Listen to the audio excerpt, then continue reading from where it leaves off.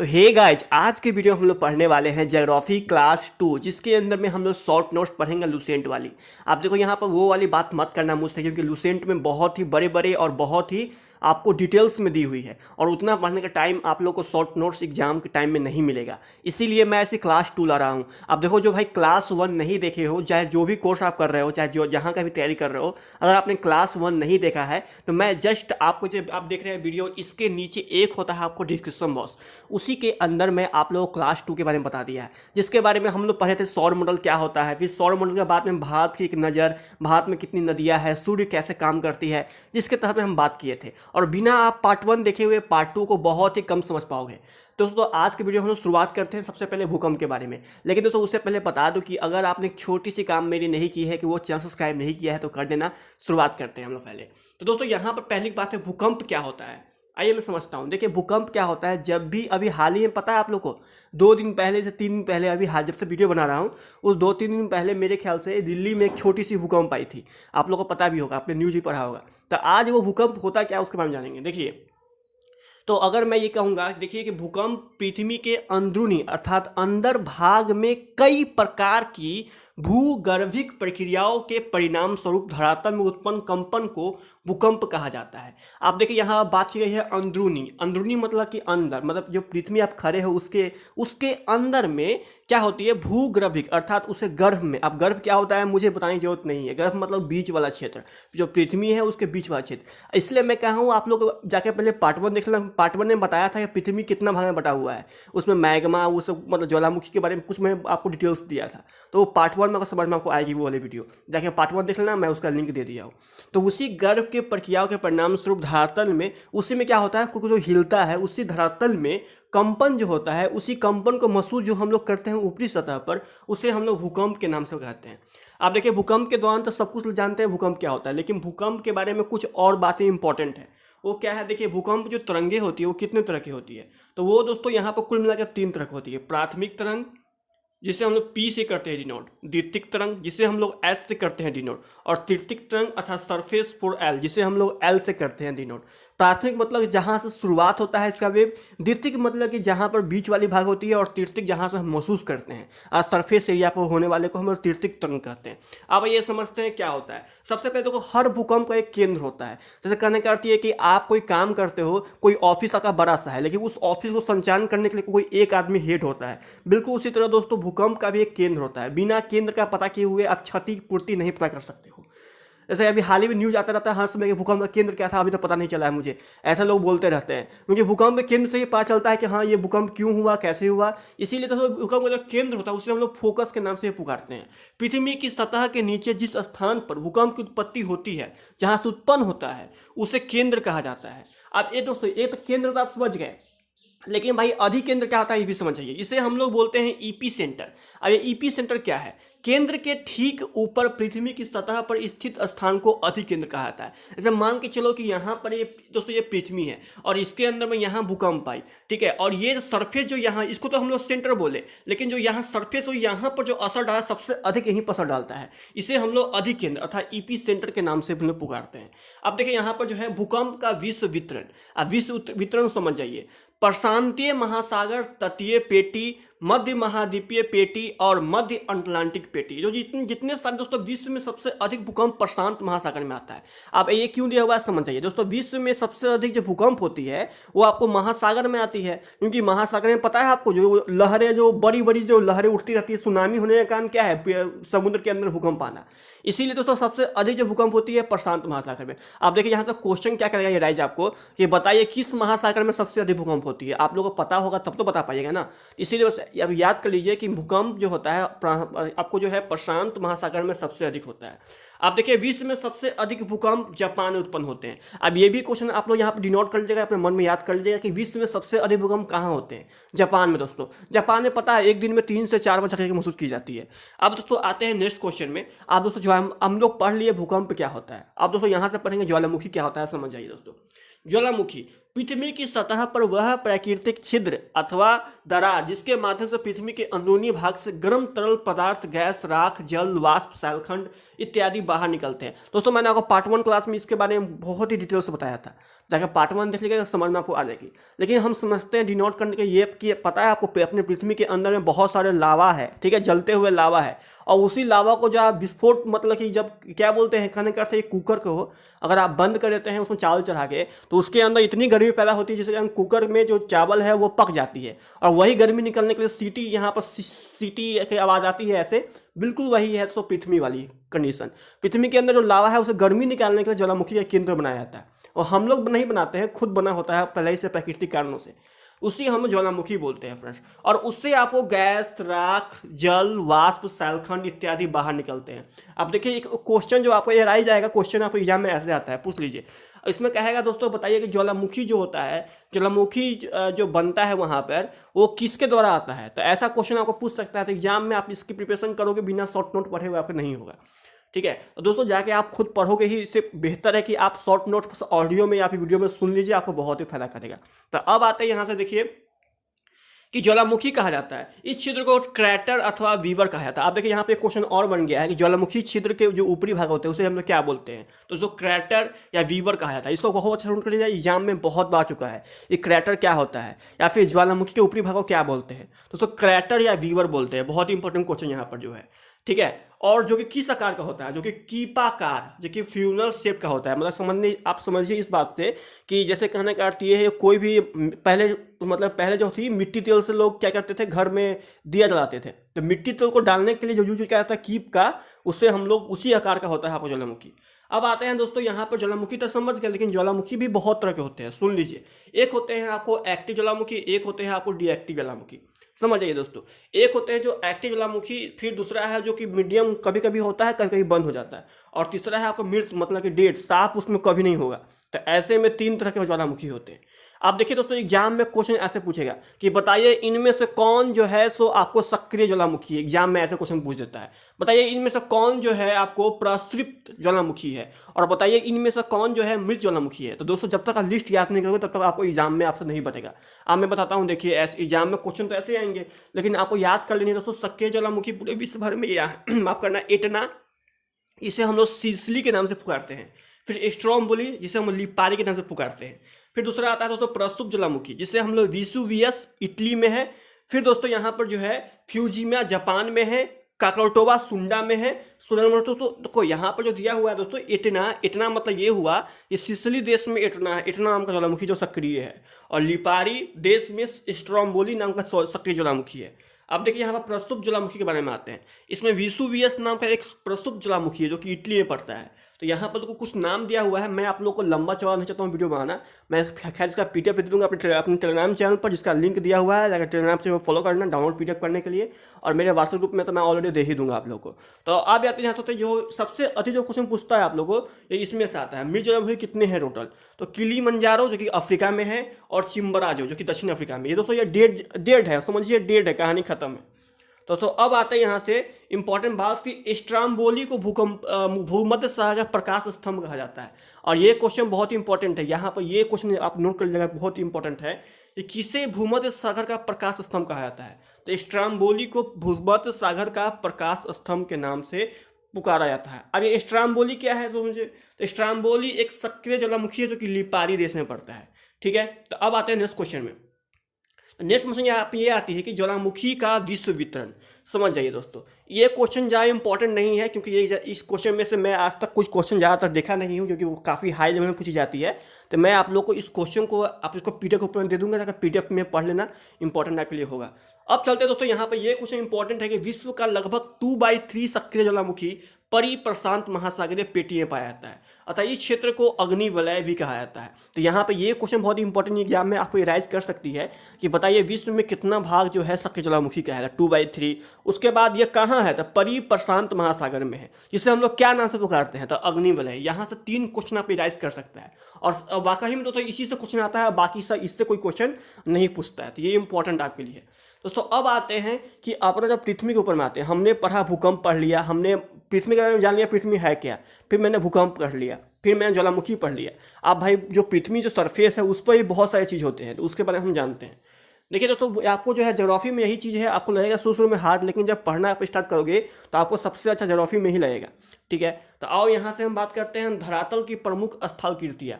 देखिए जो अपनी धरातल है अर्थात अपना जो स्थल है उसमें तीन तरह की चीज़ होती है, एक पर्वत होती है, एक पठार होती है, एक मैदान होती है। आप देखिए यहाँ पर ये क्वेश्चन आपको ऐसे राइज करेगा कि बताइए, इसमें से तो कोई ऐसे पूछेगा बताइए सॉल्ट रेंज पर्वत कहाँ है, तो पाकिस्तान में। कोई याद नहीं होगा तो आप अपना गलती कर दोगे। फिर पूछेगा ब्लैक फॉरेस्ट पर्वत कहाँ पड़ता है, जर्मनी में। विंध्याचल एवं सतपुड़ा कहाँ है, तो भारत में। तो ऐसे क्वेश्चन को राइज करता है। क्वेश्चन ये राइज करने का जो होता है तरीका वो अलग डिफरेंट टाइप का होता है। आपसे ऐसा कुछ नहीं पूछेगा दोस्तों, आप कितना भी शॉर्ट नोट मतलब वीवीआई टाइप क्वेश्चन पढ़ लो ऑब्जेक्टिव टाइप में, लेकिन जब तक आप शॉर्ट नोट्स या फिर कुछ लंबा चौड़ा नहीं पढ़ोगे बुक की तरह, तो आप लोगों को क्वेश्चन नहीं बनेगी। आप देखिए यहाँ पर क्वेश्चन जो है दोस्तों, आप लोग घर में रट लेना है कि आपको वास्ट्रेस कहाँ पड़ता है, फ्रांस में पड़ता है। ये आपको ब्लॉक पर्वत के क्या आपको एडिशन है। सॉल्ट रेंज कहाँ पड़ता है, पाकिस्तान में। ब्लैक फॉरेस्ट जर्मनी में। विंध्याचल एवं सतपुड़ा भारत में पड़ता है। ठीक है, तो इससे जितने भी क्वेश्चन थे दोस्तों मैंने आपको बता दिया। ठीक है, और बाकी सब इंपॉर्टेंट नहीं तो मैं इसको इंपॉर्टेंट लेकर नहीं चला। अब देखो यहाँ पर क्या है कि आपको वायुमंडल से भी कुछ क्वेश्चन आपको राइज कर सकता है। वायुमंडल से क्या है सुन लीजिए दोस्तों। तो यहाँ पर ये इंपॉर्टेंट क्वेश्चन बनता है कि बताइए कि क्वेश्चन आपको ऐसे आएगा कि बताइए अपने अपने जो आपको वायुमंडल है उसमें कितना % नाइट्रोजन है। तो 78.08, वो आपको पॉइंट भी याद करना पड़ेगा क्योंकि पॉइंट भी आपको दे देता है। आपको ऑप्शन में दे देगा 78.06, 78.08, 78.03। तो आपको ये ऑप्शन लेके चलना पड़ेगा, आपको पॉइंट भी याद करना पड़ेगा। अपने वायुमंडल में पता है आपको 78% नाइट्रोजन है, सबसे अधिक आपको नाइट्रोजन ही अपने वायुमंडल में है। उसके बाद दोस्तों आती है ऑक्सीजन का स्थान, जो कि 21% लोग कहता है, लेकिन इसका एजेट डाटा है 20.92%। ठीक है, एजेट बोलते हैं, लेकिन वैसे अगर 21% मिल जाए एग्जाम में तो आप आंख मूंद के मार देना कि 21% है। फिलहाल दोस्तों 20.92 आपको जो है 92 माफ करना है, दशमलव के बाद आपको पढ़ते नहीं है अंक, तो मैं गलती पढ़ दिया। ऑक्सीजन जो है 20.92% अपने आपको वातावरण में। अब आता है दोस्तों आर्गन के ऊपर में।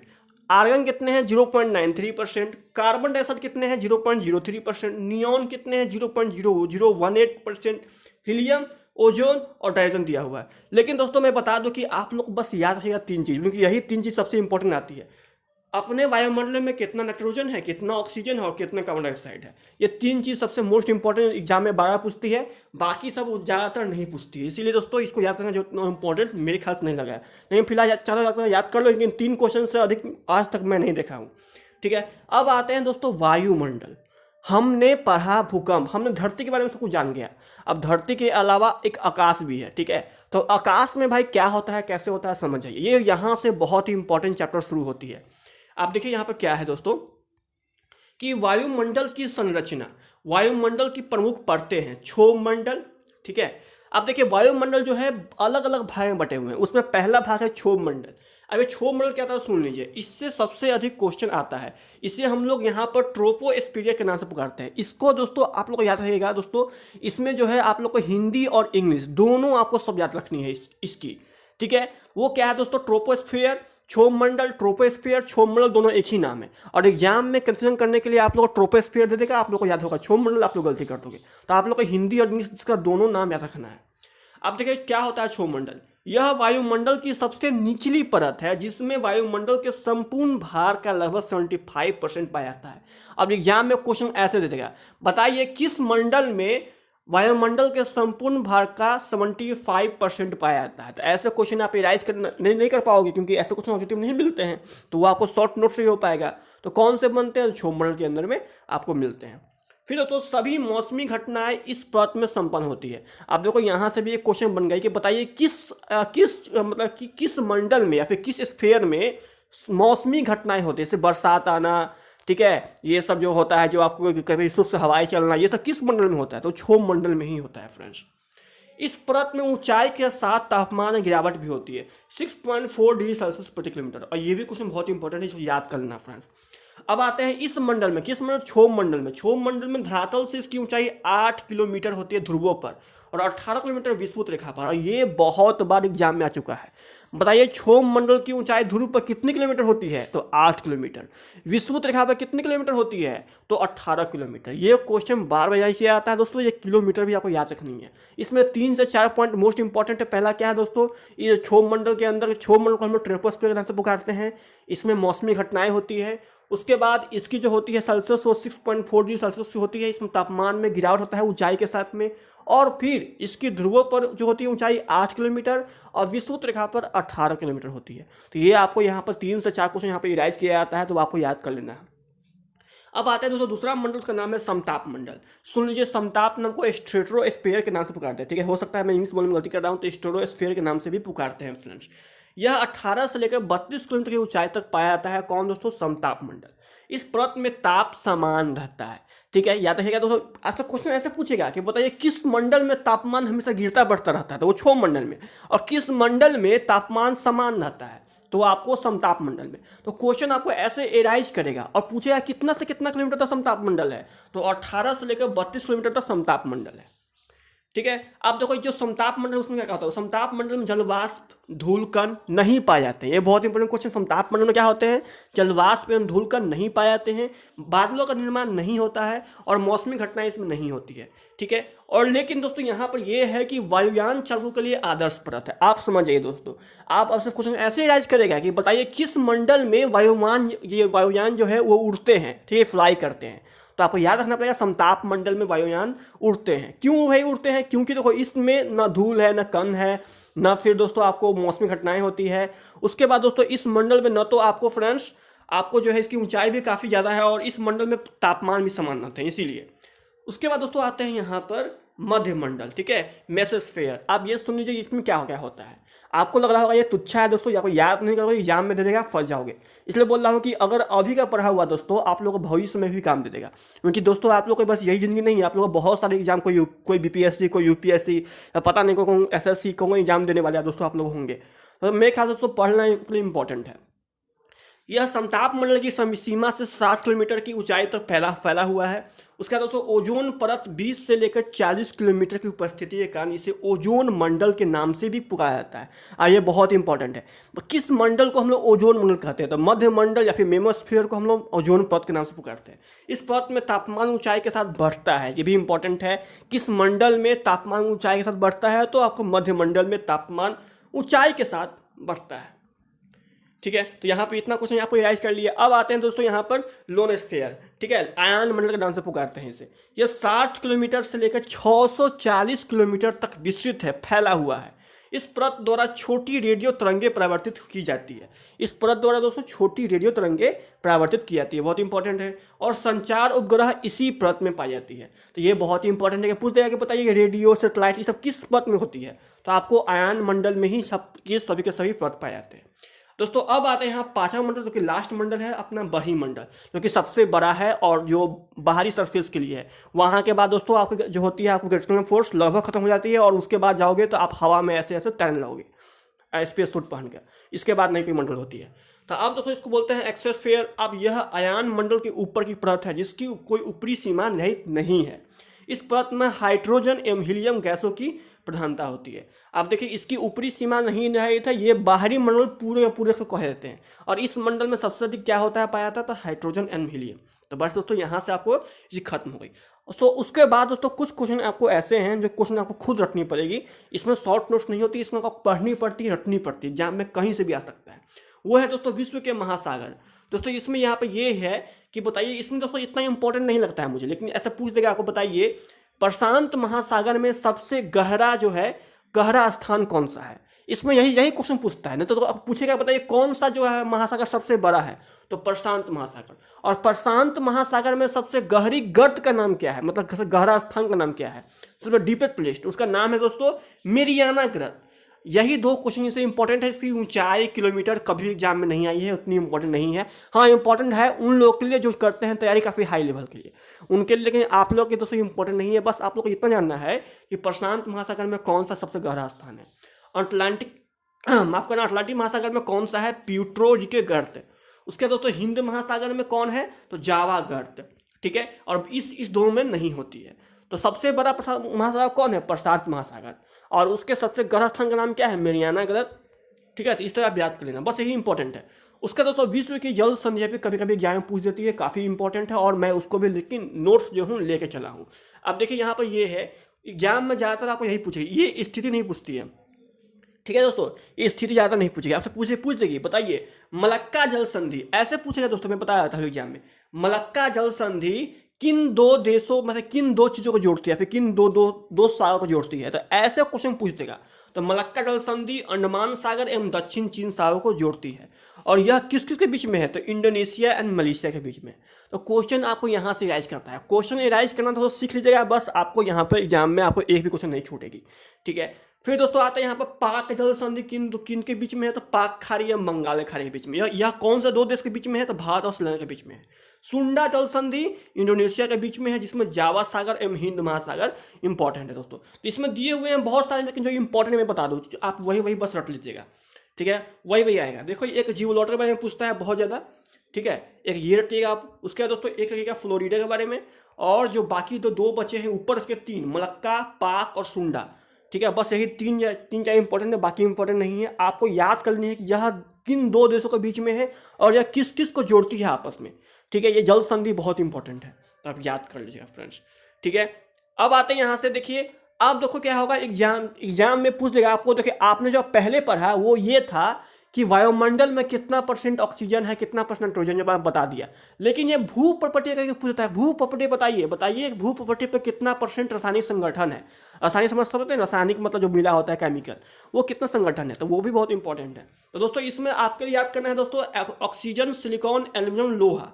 ठीक है, बस बाकी सब एग्जाम में नहीं आता है, लेकिन सबसे अधिक जो आएगा आपको पूछ देगा ऑक्सीजन कितना % है, सिलिकॉन कितना % है, एल्यूमिनियम कितना %, लोहा कितना % है, और लास्ट में मैग्नीशियम कितना % है।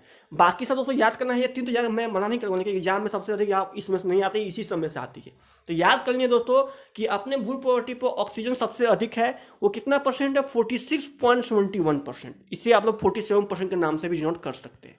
सिलिकॉन कितना है, 27%, एल्यूमिनियम कितना है, 8%, लोहा कितना है, 5.5%, और फिर दोस्तों मैग्नीशियम कितना है, 2.08%। तो एग्जाम में दोस्तों पूछ देगा भू प्रॉपर्टी, एग्जाम में ऐसा क्वेश्चन देगा आपको कि बताइए भू प्रॉपर्टी पर कितना % आपको जो है मैग्नीशियम है, तो ऐसे क्वेश्चन पूछ देगा। ठीक है, अब देखो आज की यहाँ पर ये है कि विश्व की प्रमुख पर्वत श्रेणियाँ, स्थिति एवं सर्वोच्च चोटी। अब समझ आइए दोस्तों यहाँ पर क्या है, आपसे पूछ देगा बताइए कि हिमालय जो पर्वत है उसकी ऊंचाई कितनी है। आप याद नहीं है तो आप कैसे बना सकते हो, तो सुन लीजिए। तो हिमालय की ऊंचाई कितनी है, 8,850 आपको मीटर। और यह किस आपको क्या बोलते हैं उसको, कॉन्टिनेंट में पड़ता है, किस स्थिति में पड़ता है, तो एशिया महादेश में पड़ता है। ठीक है, इसकी सबसे ऊंची चोटी का नाम क्या है, तो माउंट एवरेस्ट। ये कहाँ स्थित है, नेपाल में स्थित है। इसे कितनी ऊंचाई इसकी है, तो 8,850। तो क्वेश्चन आपको यहाँ से इराइज करता है। और दोस्तों ये एग्जाम में आप मानो या ना मानो, आपको जब एग्जाम दिए होंगे दोस्तों, तो आपको बहुत बार ऐसे क्वेश्चन पूछ दिए जाएंगे जिसके तहत में आपसे नहीं बन पाएगी। आपसे क्वेश्चन पूछ जाएगा बताइए कि माउंट एवरेस्ट की ऊंचाई कितनी है, आप बना नहीं पाओगे, या किस देश में पड़ता है, आप बना नहीं पाओगे। ठीक है, तो ऐसे क्वेश्चन दोस्तों आप रटनी पड़ेगी। मैंने इसका लिस्ट बना दिया हूँ, देखिए एंडीज पर्वत, ये जितने भी इंपॉर्टेंट है सभी इंपॉर्टेंट है। ठीक है, लेकिन उससे भी इंपॉर्टेंट दोस्तों मात्र ये तीन ही है, हिमालय, एंडीज, काराकोरम। ठीक है, इसमें से दोस्तों बहुत ही कम पूछता है। देखिए मैं जिस समय मैंने पढ़ा था उस मैंने इस तीनों को क्या डिनोट किया था एसएससी के लिए, और दोस्तों इसको मैंने छोड़ दिया क्योंकि इसमें से क्वेश्चन मैंने देखा ही नहीं जा रहा था। ठीक है, लेकिन दोस्तों चाहते हो पढ़ना पढ़ लेना, लेकिन ये तीनों बहुत इंपॉर्टेंट है। सुन लीजिए, हिमालय एशिया में पड़ता है, एंडीज दक्षिण अमेरिका का है, और काराकोरम एशिया का ही है। हिमालय में माउंट एवरेस्ट है, एंडीज में आपको अंकागुआ है, और काराकोरम में गार्डविन नेशनल K2 है। अंकागुआ का अर्जेंटीना में है, गार्डविन नेशनल भारत में। इसकी ऊंचाई 8,611 है, बाकी सबका तो दिया ही हुआ है, तो आप यहाँ पढ़ना, बस यही तीन इंपॉर्टेंट है। अब आता है विश्व के प्रमुख मरुस्थल ये बहुत एग्जाम पूछ सकता है, बताइए कि पूछ देगा बताइए सहारा जो रेगिस्तान है वो कहाँ कहाँ है। तो सुन लीजिए दोस्तों, आपको अल्जीरिया, चांद, लीबिया, माली, मॉरिटानिया, नाइजर, सूडान, ट्यूनीशिया, मिस्र, मोरक्को और लीबिया के रेगिस्तान को हम लोग सहारा रेगिस्तान ही बोलते हैं। बहुत इंपॉर्टेंट है, बहुत इंपॉर्टेंट दोस्तों। बस एक सहारा रेगिस्तान इतने देशों में फैला हुआ है। आप मेरी बात समझ सकते हैं कितना बड़ा सहारा रेगिस्तान है। अच्छा पूछेगा बताइए विश्व में सबसे बड़ा रेगिस्तान का नाम क्या है, तो सहारा रेगिस्तान। और पूछेगा भारत देश में सबसे बड़ा रेगिस्तान का नाम क्या है, सबको पता है मरुस्थल का नाम है। ठीक है, तो ये आप याद कर लीजिएगा। बताइए किस किस देश में, देखिए ऑस्ट्रेलिया के जो रेगिस्तान का नाम क्या है, ग्रेट सैंडी डेजर्ट, जो कि विश्व में नंबर 2 पर आती है। सऊदी अरब, यमन और सीरिया के रेगिस्तान का नाम क्या है, अरब। गोबी कहाँ का, ऐसे पूछ सकता दोस्तों एग्जाम में, गोबी कहाँ का विश्व मरुस्थल है। बताइए गोबी कहाँ का है, किस देश में पड़ता है गोबी मरुस्थल? तो आपको याद नहीं रहेगा, तो इसका आंसर होगा मंगोलिया और चीन। ठीक है, तो दोस्तों आपको मैं दे दिया हूँ लिस्ट, आपका काम है दोस्तों याद करना। मैंने आपको पीडीएफ दे दूंगा दोस्तों। मैं चाहता हूँ वीडियो काफ़ी लंबा नहीं जाए, तो मैं आप बस आपको पीडीएफ दे दूंगा, जाके वहाँ से देख लेना, नहीं तो स्क्रीनशॉट ले लो। ठीक है, स्क्रीनशॉट चाहते हो तो ले लो, देखो मैं यहाँ पर कर दिया हूँ जूम, तो आप स्क्रीनशॉट ले लो, आप इसे याद कर लीजिएगा दोस्तों। आपको एक ही जगह मिल रही डाटा, बहुत ही इंपॉर्टेंट है दोस्तों। अब है ये आज की आपको लास्ट। ठीक है, तो देखो जो इंपॉर्टेंट है इसे देख लीजिएगा फ्रेंड्स, फिलहाल आप लोगों का काम है। ठीक है, अब देखो यहाँ पर जो है कुछ इंपॉर्टेंट, यहाँ पर महत्वपूर्ण स्थानीय पवन है, ये भी एग्जाम में बहुत पूछता है।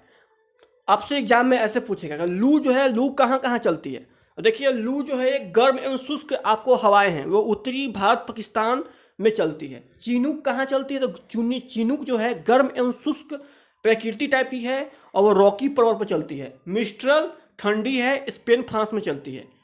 फिर दोस्तों इसमें जो बस आपको तीन ही इंपॉर्टेंट है, मैं आपको तीन बताया देता हूँ। एक लू पूछता है, एक चिनूक पूछता है, और दूसरा सिराको, और यहाँ पर लास्ट है नॉर्वेस्टर। बस इसी में तो क्वेश्चन सबसे अधिक आती है, तो आप इतना ही याद करिएगा, बहुत इंपॉर्टेंट है, बाकी सब आपको पढ़ने जरूरत नहीं है।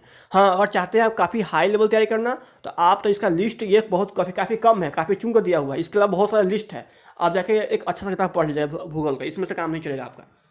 ठीक है, तो दोस्तों ये है आज की लास्ट, नदियों पर बसे विश्व के प्रमुख नगर। ठीक है, तो इसमें जो दिया हुआ है, मैं इसके लिए एक स्पेशल वीडियो लाऊंगा ट्रिक के साथ में। दोस्तों ये सभी का सभी बहुत इंपॉर्टेंट है, नदियों पर बसे आप विश्व के प्रमुख नगर, मैं इसको लाऊंगा ट्रिक के साथ में नेक्स्ट आपको क्लास में। और ये दोस्तों आपको ज्योग्राफी क्लास की 2 भाग थी, जिसके अंदर मैं आप लोगों को जितनी भी इंपॉर्टेंट थी मैंने आप लोगों को बता दिया फ्रेंड्स। ठीक है, और इसकी आप लोगों को धर्म बनता है दोस्तों, क्लास 1 कीजिए, जाके वहाँ समझ में आपको आ जाएगी, फिर क्लास 2 भी कीजिए, जो कि आज तो आप कर ही लिए, और इसके अलावा क्लास 3 बहुत कीजिएगा। तो क्लास 3 जब तक नहीं कीजिएगा, मैं अभी आपको 2 क्लास मेरे ख्याल से हमको और लाना पड़ेगा, जितना मेरे पास डाटा अभी है उतना मुझे लग रहा है कि नहीं, एक क्लास मुझे और लाना पड़ेगा ज्योग्राफी की। एक क्लास के बाद आप लोग की ज्योग्राफी खत्म हो जाएगी। अगर आपने, देखिए एक बात समझ जाइए, अगर आपने कुछ चीज़ की शुरुआत की है तो फ्रेंड्स आप लोगों को शुरू से लेकर अंत तक उसे कंप्लीट करना ही चाहिए। अगर आपको इतना कम समय में इतना अच्छा डाटा मिल जा रहा है, इतना अच्छा याद आप कर पा रहे हैं, तो आप क्लास 3 आपकी धर्म बनती है ज्वाइन करने के लिए। ठीक है, तो दोस्तों क्लास 3 जो है 1-2 दिन के अंदर मैं ला दूंगा।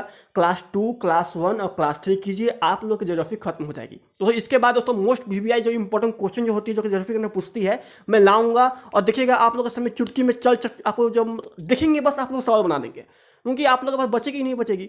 इतना शॉर्ट नोट में दोस्तों पढ़ रहे हो।